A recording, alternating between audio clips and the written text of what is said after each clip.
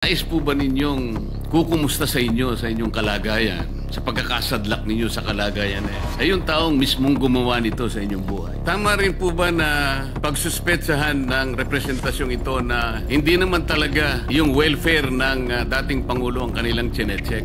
Ang akin pong suspetsa, Ginoong Pangulo, hindi po welfare check eh. Parang reality check ang ginawa nila. Kinondena ni Vice President Sara Duterte ang tinawag niyang sham welfare check na isinagawa ng ilang opisyal ng Philippine Embassy kay dating Pangulong Rodrigo Duterte sa detention facility ng International Criminal Court, ICC, sa The Hague, Netherlands. Ayon kay VP Sara, hindi pinalam sa kanilang pamilya ang masabing pagbisita, kaya't inilagay nito sa pangalib ang kanyang ema. Anumang mangyari sa aking ama, dapat managot ang ICC at ang gobyerno ng Pilipinas, babala ng pangalawang Pangulo. Dagdag pa niyan, nakatanggap siya ng disturbing information mula sa Malacanang na nagsasabing may iniulat amano ang imahata kaugnay ni FRRD dahil Pangulong Bongbong Marcos. Nagbabana rin si VP Sara na kung magpapatuloy pa ang ganitong sham welfare checks, dapat asahan ng ICC at ng gobyerno ang panamagutan. Maraming salamat po, Ginoong Pangulo. Mga ilang katanungan lamang po kung papayagan po ng ating butihing kasama, Senator Bato. Yes po, Mr. President. Ginoong Pangulo, sino-sino po ba ang mga kasama nung sinasabi po ninyong mga taong kinumpos ng welfare team na pinuntahan po yung dating Pangulo sa The Hague? Sa ngayon, Mr. President, wala pa tayong hawak na pangalan individually, pero ang impormasyon ay sila daw ay mga opisyalis from the Philippine Embassy ng The Hague, Netherlands. Ginoong Pangulo,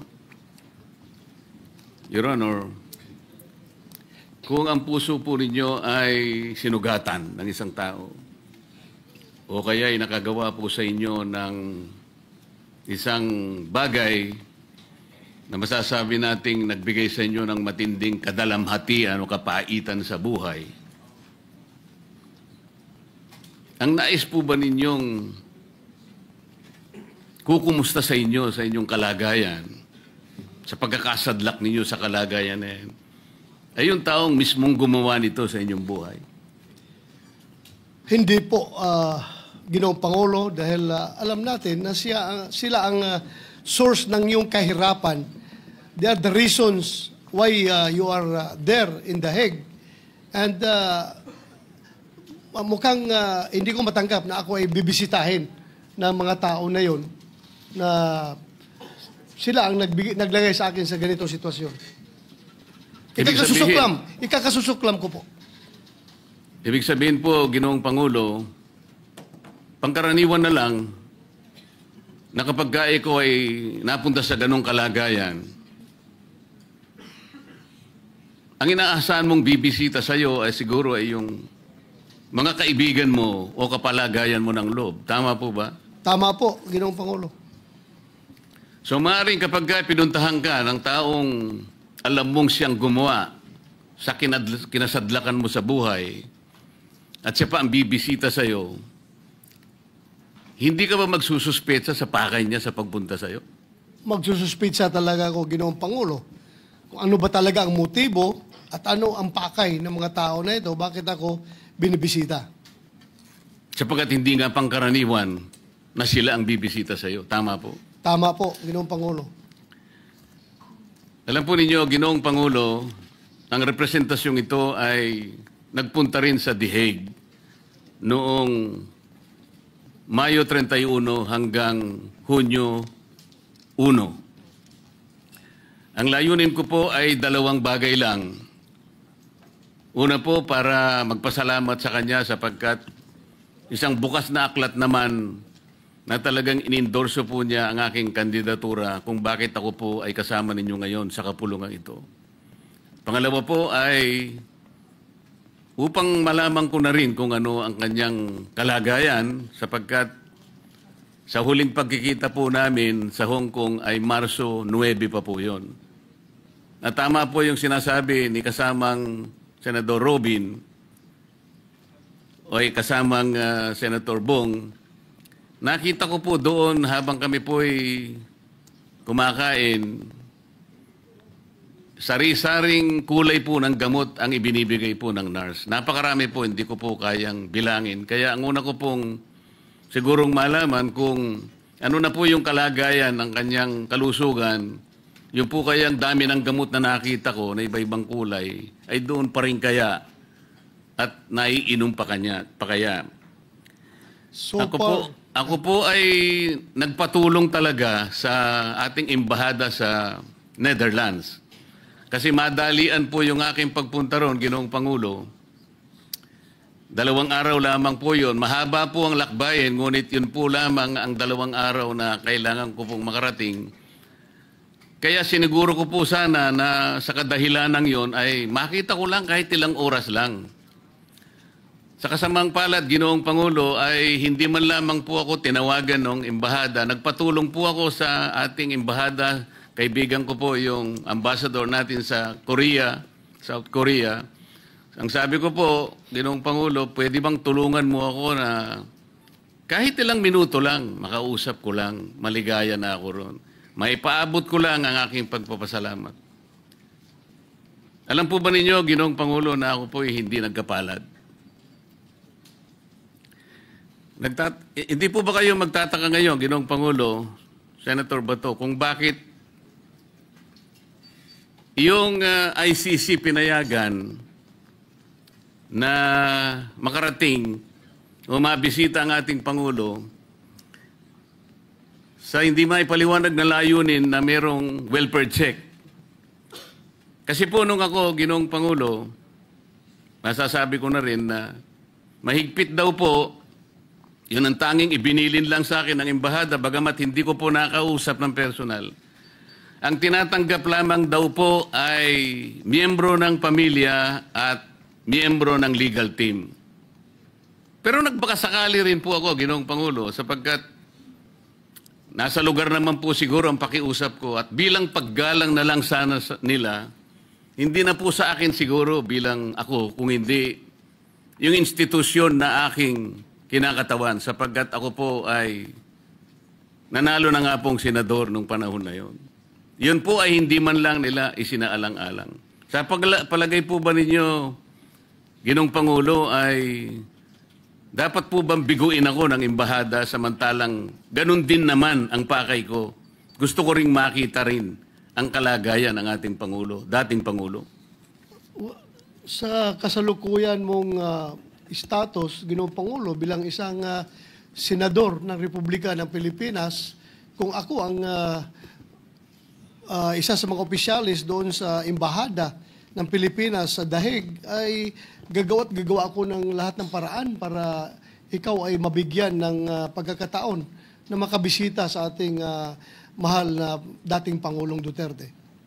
Salamat po sa inyong sagot. Ginoong Pangulo, hindi naman po lingid sa ating kaalaman na sa mga nakakarang araw, mukhang kaya po na-postpone yung hearing sa The Hague ng dating Pangulo sa kadahilan ng may aligasyon po na parang ang ating dating Pangulo po ay nagsasuffer sa tinatawag nilang cognitive impairment o cognitive decline. Ibig po sabihin parang hindi niya na maalala yung mga ibang bagay na nangyayari, nagkakaroon na po ng disconnect. Kaya po daw na-reset o naipagpaliban ang kanyang trial. Sa palagay po ba niyo, Ginoong Pangulo, ang pagpunta ng team na yon para mag-welfare check ay para tingnan kung talagang totoo yung ginamit na legal excuse ng abogado ng dating Pangulo? I can only speculate, Mr. President, but I don't really have the facts obtaining on the ground. Sa tingin ko lang talaga ay baka yan ang purpose bakit sila pumunta doon para i-confirm siguro kung talagang totoo ba na merong cognitive impairment ang ating dating Pangulo. Pero to tell you frankly, Mr. President, nung hindi pa siya hinuli at ibinyahe doon sa Daheg, naobserbahan ko na po. Kasi I was with the man way back 1986 when I graduated from PMA. When I was assigned in Davao, nakilala ko na po siya. At from then on, tuloy-tuloy na ang aming samahan.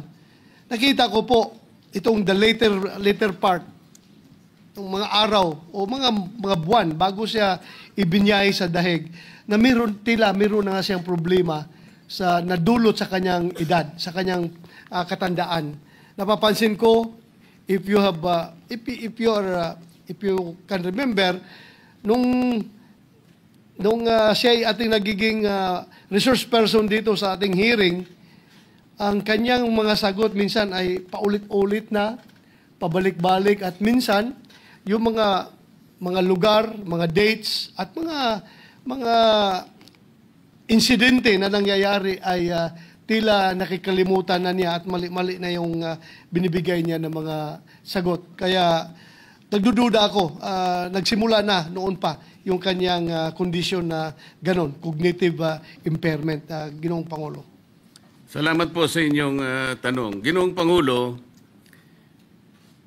tama rin po ba na pagsuspetsahan ng representasyong ito na hindi naman talaga yung welfare ng dating Pangulo ang kanilang chinecheck? Ang aking pong suspetsa, Ginoong Pangulo, hindi po welfare check eh. Parang reality check ang ginawa nila. Sa makatwid, talaga pong hindi tapat ang pagpunta kung pag-uusapan ay para masiguro lang ang kalagayang pangkalusugan ng ating dating Pangulo. Kung hindi matiyak nila na baka naman nagsisinungaling yung abogado niya at ginagawa lang dahilan yung sinasabing cognitive impairment. Tama po ba na pwede akong magsuspecha ng ganun, Ginoong Pangulo? Tama po, Ginoong Pangulo. Kaya nga, nasabi ko kanina sa aking privilege speech na we require explanation from the Daheg, Philippine Embassy at Daheg. An explanation kung ano ba talaga ang kanilang sadya pagpunta nila doon kay Pangulong Duterte. Tama rin po ba na magsuspecha ang representasyong ito, Ginoong Pangulo, na merong double standard ang International Criminal Court? Sapagkat kung talaga pong mahigpit ang kanilang panuntunan na miyembro lang ng pamilya o kaya miyembro ng legal team ang pwedeng dumalaw sa kanya, bakit po yung welfare team na yun, kung totoo mang welfare ang kanilang hinahanap, ay pinayagan ng ICC? Sa makatwid po, ako po'y nagsususpecha na talagang hindi na parehas ang pagtingin ng International Criminal Court. Tama po ba ako yung magsususpecha ng gano'n, Ginoong Pangulo? Tama po, Ginoong Pangulo, dahil ano ba ang diferensya between a senator of the Republic of the Philippines at saka yung mga opisyalis ng Embahada ng Pilipinas doon sa Daheg? Bakit sila pinagbigyan tapos ikaw hindi? I'm quite questioning the standards of the ICC as far as visitation rights is concerned, Mr. President. At tama rin po sigurong isipin natin, Ginoong Pangulo, na ang pinakatapat na testimonya ng isang tao na naglalagak ng katapatan sa puso niya na gusto niyang makita talaga ang kalagayan ng Pangulo, ay lalong maisip niya na para siguro mailagak mo sa talagang tamang welfare o pagkalusugan ng dating Pangulo, pinakamabuti na yung ikaw na rin siguro magsakit, magsikap na makiusap para ang dating Pangulo siguro, habang pending ang kanyang trial, ay payagan siguro makauwi sa kanyang bansa. Yun ang pinakatapat na manifestasyon ng sino man kung ang talagang kalagayan ng Pangulo ang kanilang inaalaga. Yes, Mr. President, that is the ultimate manifestation of your concern about the welfare of the former president. If you really want him to be in good condition, if you want him to be, if you're after for his welfare, then I think the best thing to do is to bring him home, Mr. President. Maraming salamat po, Ginoong Pangulo. Thank you, Mr. President.